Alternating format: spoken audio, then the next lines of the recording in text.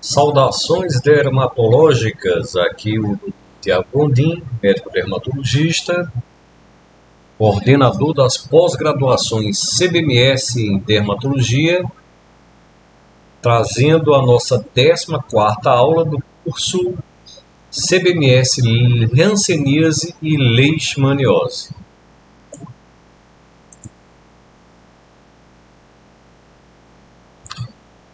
Então, estamos fazendo a leitura comentada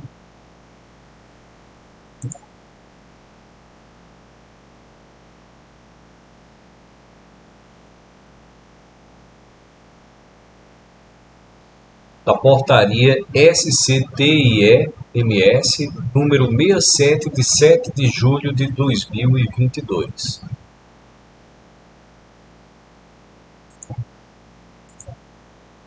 Então, vamos à portaria. Hoje iniciaremos com a leitura do teste rápido imunocromatográfico para detecção de anticorpos IgM contra o Mycobacterium leprae.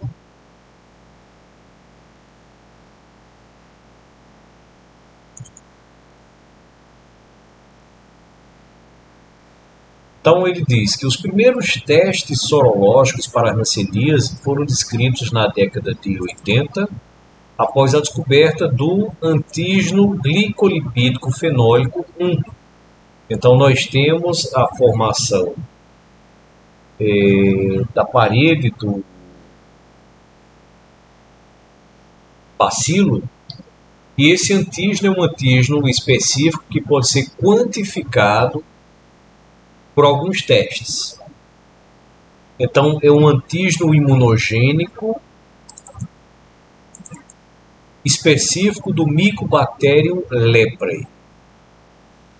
Então, desde então, diversas técnicas vêm sendo utilizadas para a detecção de anticorpos anti-PGL1. Então, em contato com o organismo, a bactéria vai providenciar uma recepção imunológica, vai providenciar uma reação.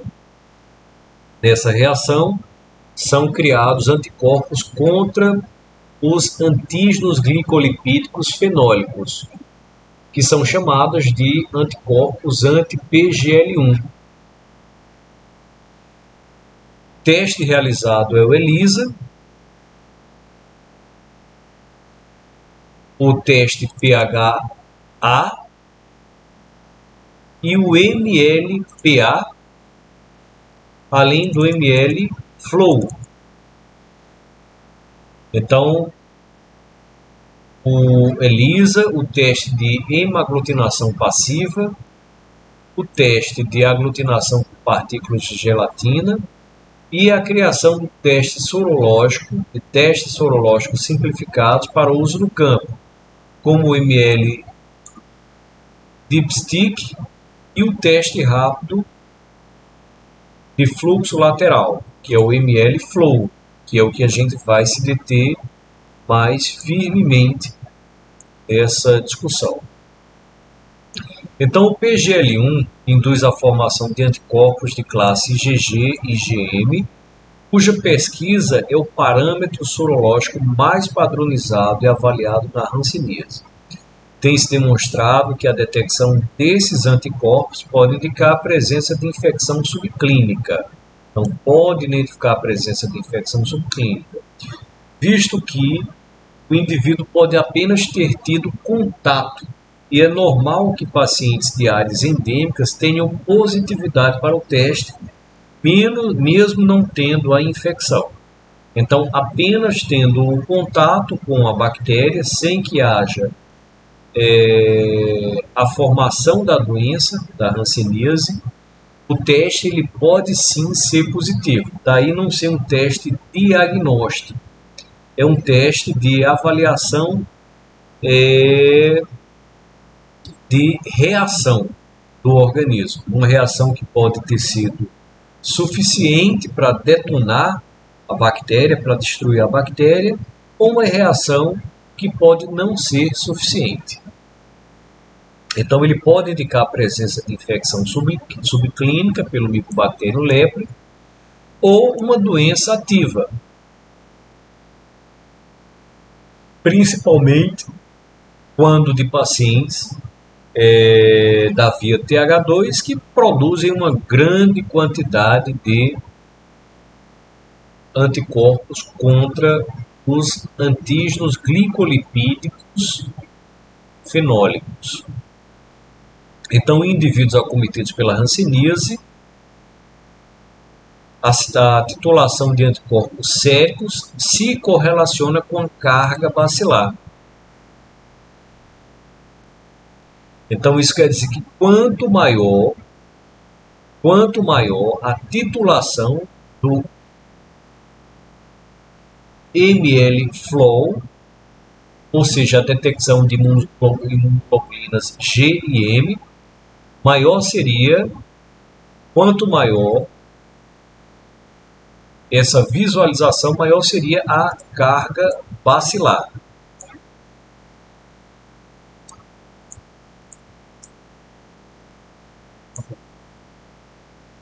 Então, desenvolvido em 2003 e utilizado em diversas pesquisas, o ml-flow é um teste imunocromatográfico que detecta anticorpos IgM contra o PGL1 do Mycobacterium leprae, tanto em amostras do soro humano como em sangue total. Então, são produzidos imunoglobulinas M e G, ou seja, imunoglobulinas ligadas à resposta aguda e à resposta crônica, e o ml-flow ele detecta o IgM contra o anti-PGL1. O IgM contra o PGL1. Na realidade, o IgM é o anti-PGL1. Tanto em amostras de soro humano como em sangue total. É um teste rápido de uso individual e de fácil execução que pode ser feito diretamente pelos profissionais de saúde sem haver necessidade de equipamentos laboratoriais. Os reagentes são altamente estáveis e podem ser armazenados em temperatura ambiente. O teste baseia-se na ligação de anticorpos do paciente ao antígeno PGL1. Então, nós vamos ver os anticorpos da classe IgM se ligando ao PGL1, imobilizando em membranas porosas de nitrocelulose, por onde a amostra biológica passará durante a execução do teste. A sorologia anti-PGL1 tem se mostrado útil no monitoramento da eficácia terapêutica.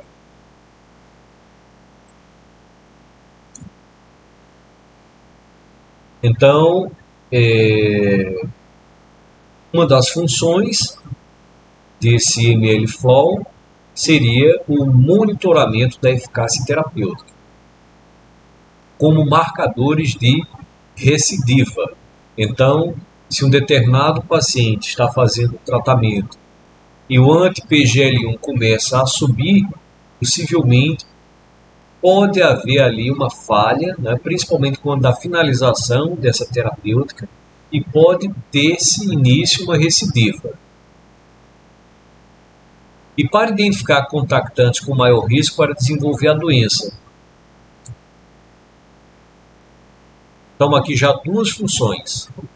Útil no monitoramento da eficácia terapêutica e identificar contactantes com maior risco, visto que aquele indivíduo que está produzindo muita IgM possivelmente está tendo muito contato com o bacilo, além de auxiliar na classificação operacional de pacientes para fins de tratamento. Então, os pacientes que são TH1 têm normalmente um ml-flow baixo, uma baixa detecção de anticorpos IgM contra o PGL1. Já os pacientes do TH2, os pacientes virchovianos, os pacientes dimorfos vichovianos, eles têm maior contato com uma carga bacilar, tem uma carga bacilar maior, logo produzirão mais IgM contra o PGL1. Então, nós temos já como características da sorologia anti-PGL1 do ml-Flow, útil no monitoramento da eficácia terapêutica, identificar contactantes com maior risco, classificação operacional para fins de tratamento, ressaltando que a detecção de anticorpos anti-PGL1 não pode ser utilizada isoladamente como teste de diagnóstico para hanseníase, tendo em vista que indivíduos saudáveis podem apresentar sorologia positiva, ao passo que casos confirmados, especialmente os paus bacilares, podem ter sorologia negativa. Então, a princípio, quando do aparecimento do ml-Flow, até se falou ser um teste diagnóstico para hanseníase. Mas, na realidade, ele é um teste que ajuda a identificar contactantes com maior risco, participa na classificação operacional e é útil no monitoramento de eficácia terapêutica. Por outro lado, o teste apresenta alta sensibilidade para casos multibacilares, visto que com a carga bacilar aumentada, nós teremos casos de grande detecção de IgM pelo ml-Flow, IgM contra o PGL1, IgM contra os antígenos da parede dessa bactéria. Um antígeno específico do Mycobacterium leprae.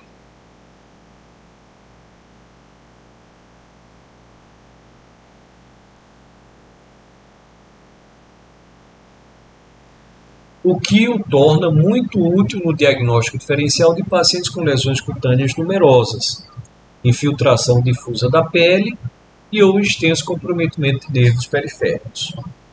Em estudos epidemiológicos, demonstrou-se que a soropositividade em indivíduos saudáveis varia significativamente de acordo com o nível da endemicidade da doença.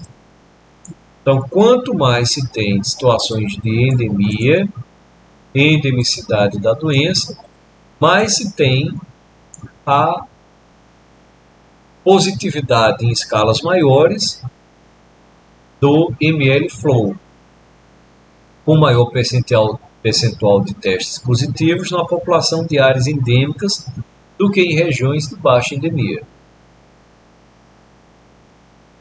Esse fato deve ser levado em consideração na interpretação de testes positivos em indivíduos sem sinais ou sintomas da hanseníase, inclusive em contatos de casos confirmados, já que essa população é mais exposta à infecção pelo Mycobacterium leprae. Se, por um lado, diversos estudos apontam que contatos soropositivos têm maior risco de adoecimento, outras análises não confirmam essa observação. Então, aqui é uma dúvida que ainda persiste. Boa parte dos trabalhos informa que quanto maior a soropositividade de um contactante, maior seria a suscetibilidade para o desenvolvimento da doença. Então, lembrando mais uma vez que indivíduos positivos podem apenas ter tido contato com o bacilo e indivíduos negativos podem ter a doença. O Brasil é o primeiro país do mundo a incorporar, no âmbito do seu sistema público de saúde, SUS, um teste rápido para a detecção de anticorpos anti-Mycobacterium leprae, ferramenta auxiliar das ações de controle da hanseníase. O teste rápido deve ser utilizado como ferramenta de apoio, não é uma ferramenta diagnóstica. Então, ferramenta de apoio na avaliação de contatos indicando o grupo que deve ser monitorado mais de perto, quanto ao surgimento de sinais e sintomas de hanseníase, bem como direcionando o encaminhamento à atenção especializada, para avaliação por especialista em caso de alterações suspeitas inconclusivas. O fluxograma 3 define os critérios de utilização do teste rápido na hanseníase no âmbito do SUS.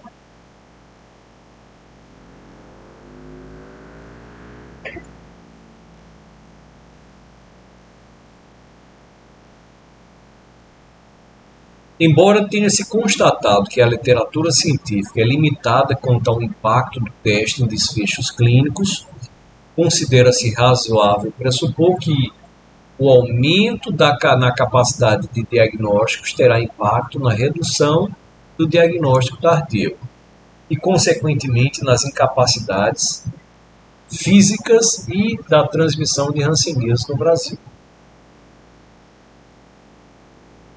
Então, o uso do teste rápido no âmbito do SUS está aprovado para uso exclusivo na investigação de contatos de casos confirmados de hanseníase. Então, na realidade, nós não temos, inclusive, autorização do SUS para tentativas diagnósticas ou mesmo para o acompanhamento. Embora tenhamos aqui que o monitoramento da eficácia terapêutica seria uma das indicações e a classificação operacional, mas nós temos aqui autorização de uso pelo SUS para identificar contactantes com maior risco. Um outro teste é o teste PCR, então teste de biologia molecular para detecção do Mycobacterium leprae em biópsias de pele ou nervo. Então, a reação em cadeia de polimerase é uma técnica laboratorial que permite amplificar fragmentos específicos do DNA. Então, com essa amplificação, nós conseguimos identificar qual seria o micro-organismo. O método utiliza sequências curtas do ácido nucleico, chamado primers.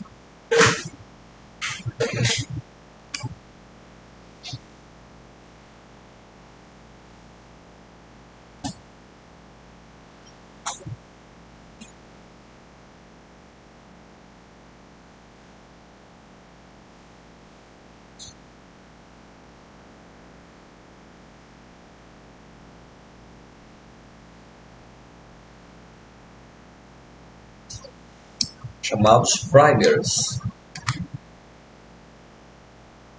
Então, esses primers são amplificados, que define a proporção do genoma a ser pesquisado. Através de repetidos ciclos de aquecimento e resfriamento da amostra, é possível ativar a enzima polimerase, que induz a contínua replicação de cópias da sequência-alvo, podendo produzir 1 bilhão de cópias em poucas horas. Então, com essa multiplicação, os chamados primers, se tem um quantitativo de amostra de DNA replicado que vai trazer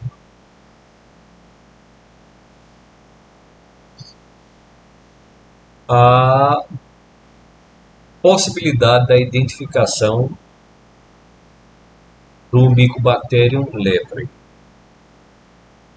Então, um dos primeiros estudos que utilizou a técnica de PCR, e na realidade o PCR faz diagnóstico para identificar o bacilo de Hansen, foi publicado no início da década de 90, 1990, por Williams e colaboradores, e demonstraram a identificação de sequências genéticas do Mycobacterium leprae em 99% de casos multibacilares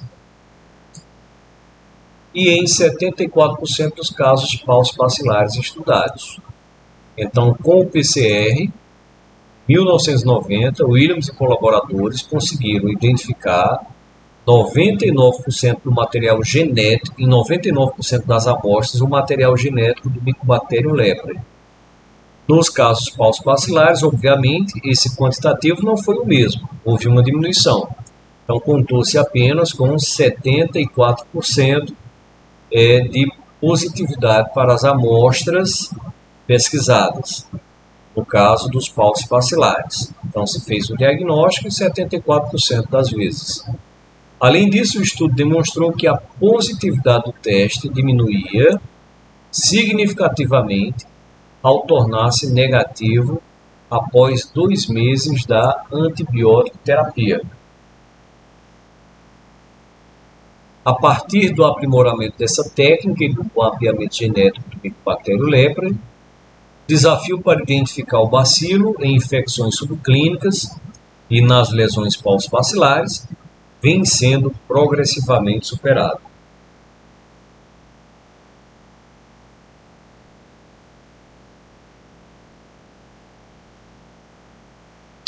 A detecção do material genético do Mycobacterium leprae em casos de difícil diagnóstico, como nos pacientes com baciloscopia negativa, e histopatologia inconclusiva, vem se afirmando como um método promissor para elucidação diagnóstica e para a detecção precoce de hanseníase. Então, naqueles casos em que temos dificuldades, nós temos também autorização para a utilização do PCR, casos em que a baciloscopia é negativa e que a histopatologia é inconclusiva. O método possibilita replicar exponencialmente concentrações extremamente baixas de uma sequência genética específica, aumentando consequentemente a possibilidade de detecção de sequência-alvo, tanto de forma direta por eletroforese em gel de agarose, como indireta por hibridização de sequências complementares de DNA marcadas por sonda. A escolha do alvo genético certo favorece uma importante melhoria na sensibilidade por meio de identificação de sequências genéticas repetitivas, como a Specific Repetitive Element, RLEP. No entanto, a especificidade é menor e, por isso, a alta sensibilidade deve ser interpretada com cautela, uma vez que sequências homólogas podem estar presentes em outras espécies de micobactéria. O que é que isso quer dizer? Que, apesar de existir uma alta capacidade de detecção desses primers, né, que são multiplicados, que são replicados, algumas vezes essas peças, né, essas sequências genéticas são também comuns a outras micobactérias. Então, o que é que pode acontecer? Pode existir uma positividade para o PCR, só que esse achado não seria de Mycobacterium leprae, e sim de outras micobactérias que teriam sequências semelhantes. Então, a especificidade não é igual à sensibilidade, ela é mais baixa. Então, isso pode gerar falsos positivos. É digno de nota que o diagnóstico baseado em PCR pode não ser possível mesmo em caso de hanseníase confirmado por avaliação clínico-laboratorial, devido à variabilidade das formas clínicas e à baixa carga do Mycobacterium leprae em casos de paucibacilares, que aponta para a necessidade de otimizar ainda mais os métodos moleculares. Há mais de 20 anos, técnicas de PCR convencionais têm sido desenvolvidas para amplificar diferentes alvos do Mycobacterium leprae. Na prática clínica, a aplicação do método tem se limitado a ambientes de pesquisa, principalmente com o desenvolvimento da técnica PCR em tempo real, que ampliou as chances para identificar o bacilo com aumento da sensibilidade e especificidade. sendo uma ferramenta robusta para o conhecimento de micobactérias e substituindo a técnica convencional. Por meio da portaria que estamos estudando, e pela portaria STIMS número 78 de 31 de dezembro de 2021, o Ministério da Saúde incorporou ao SUS o teste de biologia molecular de reação em cadeia de polimerase em tempo real, para a detecção qualitativa de marcadores genéticos específicos do micobacterium leprae, para auxiliar o diagnóstico de hanseníase.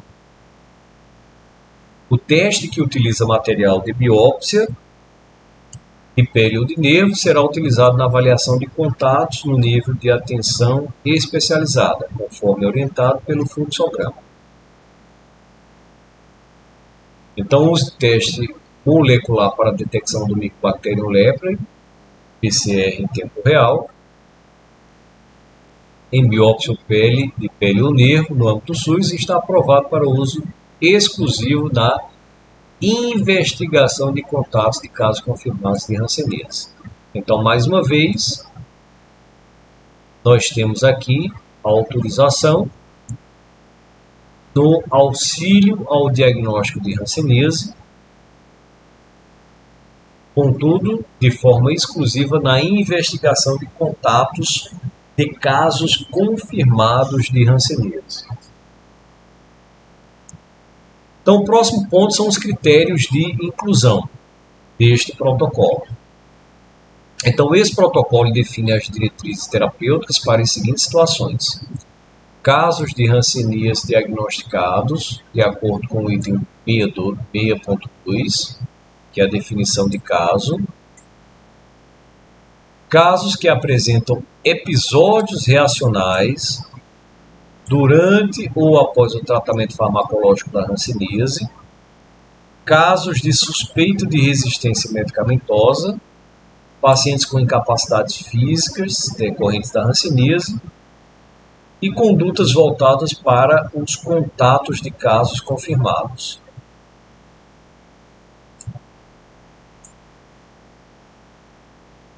Já os critérios de exclusão: são excluídos desse protocolo a definição de critérios diagnósticos para os casos raros com apresentações atípicas da doença, assim como a conduta terapêutica para pacientes com intolerância grave ou contraindicação absoluta a todos os medicamentos aprovados.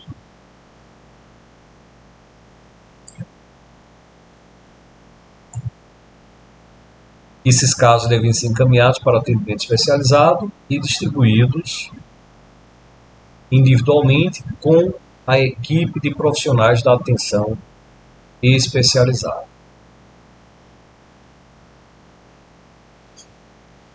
Bom, então finalizamos aqui a parte de diagnóstico e vamos passar na nossa aula número 15 para o tratamento farmacológico.